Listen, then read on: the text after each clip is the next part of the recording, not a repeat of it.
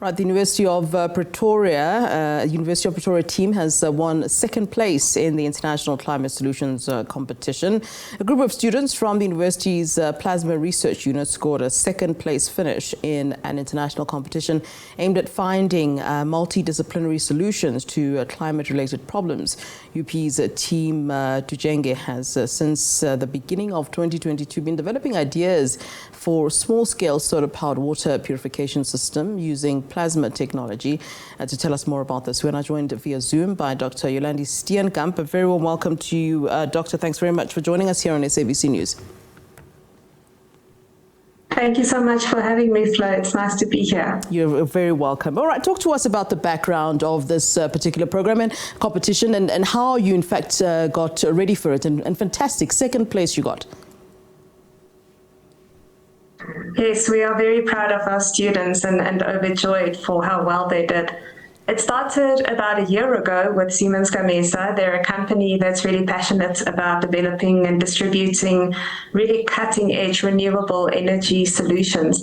And they contacted the global SDSN, or the Sustainable Development Solutions Network, and they wanted to become involved in a collaboration that would motivate some young minds to put their energy to good use and focus their creativity on coming up with innovative and disruptive solutions to address the challenge of climate change.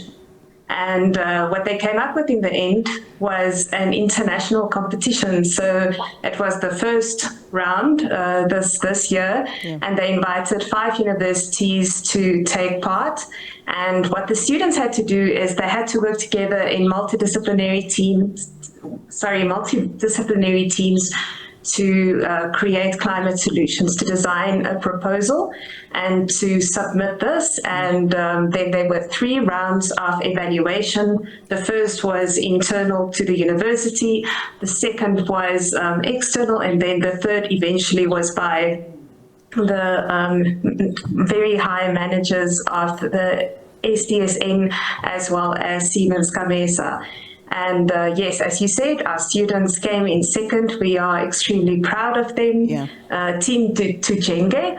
Tujenge means to build in Swahili, and it's what we need to do here in Africa and South Africa, isn't it? Yeah, and talk to us about this particular solar-powered water purification system that they made. I mean, I don't suppose you have a picture for us anyway there. In fact, we should have done so. But maybe if you can just explain to us how it works and how the students came about with this particular machinery. I assume it's some sort of machinery that they came up with. Yeah, so there is a running research project on using plasma technology to purify water, focusing on various elements. And so this forms part of that larger project under the leadership of Dr. Samuel Ibarere. He's actually the head of the UP plasma unit, and then also Professor Michael Daramola. They're both from the Department of Chemical Engineering. And how this works, it is a small-scale solar-powered water purification that uses plasma technology to purify water. So, as you very well know, many of our communities in rural areas, or sometimes even closer to cities, face the problem of not having access to pure drinking water of a high standard, and they also very often face the problem of not having electricity. So any solution, for example, using plasma that needs a constant energy supply, would have to also be combined with solar technology. And so they designed this unit, and unfortunately I do not have a picture for you. However, there is a very nice video that provides an overview on the YouTube channel of SDSN South Africa, which is so you have the global SDSN and then the national network of the Sustainable Development Solutions Network South Africa is hosted by the University of Pretoria. And we have a YouTube channel, and there's a 5-minute video that anyone who is interested can go watch there. Yes, and so how it works is There's a constant energy supply, and the plasma purifies the water. And within 4 hours, this unit can purify up to about 120 liters of water. So that's water for a number of households. Yeah, and you mentioned the fact that there are a lot of parts of our country where people struggle to get cleaning water, and I'd assume with South Africa being one of all the countries really feeling the effects already at this time of climate change, that you would be looking at some sort of solutions in the group that you guys are working in.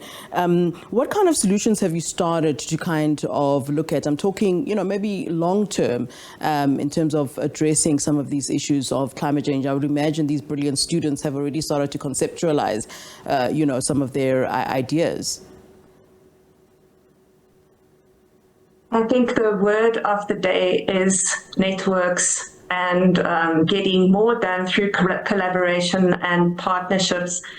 There's much more to be done than any individual or even any institution can do, and it's one of the reasons why we have at the University of Pretoria made it our core strategy to collaborate with other institutions by hosting the Sustainable Development Solutions Network.